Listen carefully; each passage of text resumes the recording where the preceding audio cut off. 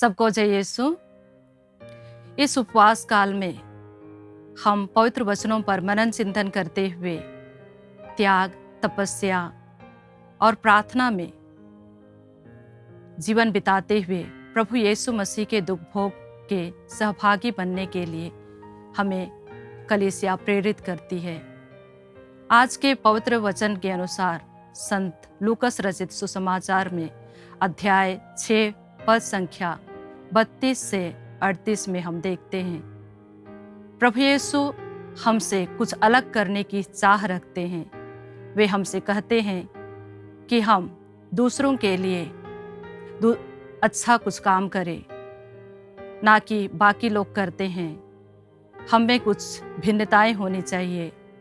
हम दूसरों को प्यार करें, ना कि उनसे प्यार पाने के लिए। दूसरों की मदद करें, ना कि उनसे वापस मदद मिलने के लिए। और उन्हें उधार दें जिन्हें वापस पाने की आशा ना रखें। प्यारे भाई और बहनों, जब हम हमारे जीवन में देखते हैं, दैनिक जीवन में, हम नहीं चाहते कि जो हमसे प्यार ना करें उन्हें प्यार करें। जो हमारी मदद नहीं करते, हम भी उनकी मदद करने के लिए तैयार नहीं रहते हैं। आज के सुसमाचार में प्रभु यीशु हमसे कहते हैं कि हम उन्हें प्यार करें जो हमें प्यार नहीं करते, और उनकी मदद करें जो हमारी मदद करना नहीं चाहते, और उन्हीं को उधार दें जो जिनसे हमें वापस पाने की आशा नहीं है। हम हमारे दैनिक जीवन में देखते हैं कई बार, और कई माता पिता ऐसे हैं जिनके पास अपने बच्चों के लिए समय नहीं है, और ना ही कई ऐसे बच्चे हैं जिनके पास अपने बुजुर्ग माता पिताओं की सेवा करने के लिए समय नहीं है।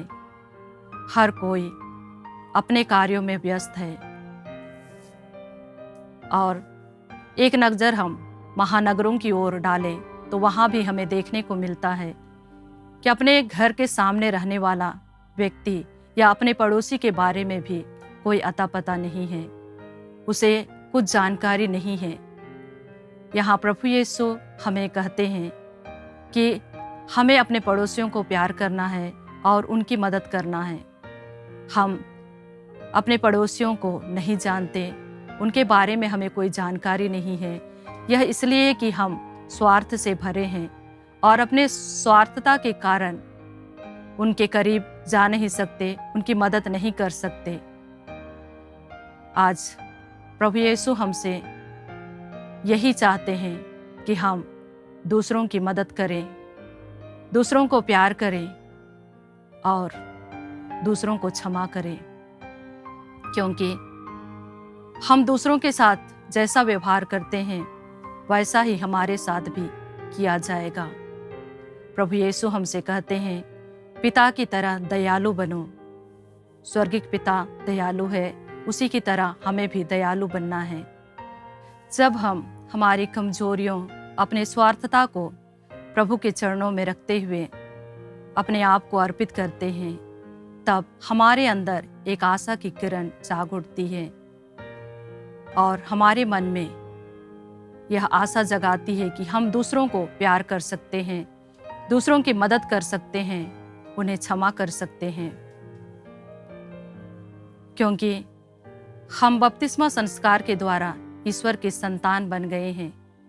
प्रभु यीशु अपने शरीर के साथ हमें ईश्वर के सहभागी बनाया है। इसलिए हमारा कर्तव्य है, जैसे प्रभु यीशु कहते हैं, पिता की तरह दयालु बनने के लिए हमें भी प्रेरित करते हैं। इसलिए जब भी हम किसी ज़रूरतमंद को देखते हैं, उनकी मदद करने के लिए हमेशा तैयार रहें, उनको सपोर्ट करने के लिए हमेशा तैयार रहें। ख्रिस्त में प्यारे भाइयों और बहनों, प्रभु यीशु हमसे कहते हैं कि हम जो भी करें या दें, उनसे पाने की आशा ना रखें। जो कुछ भी करें, बस ईश्वर की महिमा के लिए दूसरों को प्यार करें, दूसरों की मदद करें और हमेशा हमारे बैरियों को क्षमा करने के लिए तैयार रहें। प्रभु यीशु हमसे आज इस सुसमाचार के भाग से यही कहते हैं कि हम अपने आप को, हमारा समय, हमारी योग्यताएं, इन सभी के द्वारा दूसरों की मदद करने के लिए हमेशा तैयार रहें। इसी के द्वारा जब हम अपने आप को दूसरों के लिए देने के लिए अपना समय, अपनी योग्यताएं, जो भी हमारे अंदर गुण हैं उसे देने के लिए तैयार हैं, इसके द्वारा हम ईसा मसीह के संतान और ईश्वर की संतान कहलाने योग्य बन जाते हैं। प्रभु यीशु हमसे आगे कहते हैं कि हम जैसे दूसरों से व्यवहार करते हैं वैसा ही हमारे साथ भी किया जाएगा। यदि हम दूसरों को प्यार करते हैं तो हमारे साथ भी दूसरे लोग प्यार करेंगे, हमारी मदद करने के लिए, हमारे सहायता करने के लिए हमेशा आगे आएंगे। इस पवित्र वचन में प्रभु यीशु हमसे कहते हैं, संत लूकास के सुसमाचार अध्याय 6 पद संख्या 38 में, दो और तुम्हें भी दिया जाएगा, दबा दबा कर, हिला हिला कर, भरी हुई, ऊपर उठी हुई पूरी की पूरी नाप तुम्हारी गोद में डाली जाएगी। ख्रिस्त में प्यारे भाई और बहनों, यह पवित्र वचन हमें प्रभु ईश्वर की इच्छा को पूर्ण रूप से बताता है कि हम जैसा दूसरों से व्यवहार करते हैं वैसा ही हमारे साथ भी व्यवहार किया जाएगा। इसलिए आइए इस उपवास काल में हम प्रभु ईश्वर के दुख भोग पर मनन चिंतन करते हुए अपने आप को दूसरों के लिए देने के लिए, दूसरों को प्यार करने के लिए, दूसरों की मदद करने के लिए और दूसरों को क्षमा करने के लिए हमेशा तैयार रहें। और साथ ही प्रभु ईश्वर से प्रार्थना करें, उनसे आशीष मांगें कि हमारे हृदयों को प्रेम, दया और अनुकंपा से भर दे, ताकि हम भी स्वर्गिक पिता जैसे दयालु बनकर अपने आप को दूसरों के लिए दे सकें, जैसा कि प्रभु यीशु ने अपना जीवन हमारे पापों के लिए, हमारे पापों से मुक्ति दिलाने के लिए क्रूस पर अर्पित कर दिया।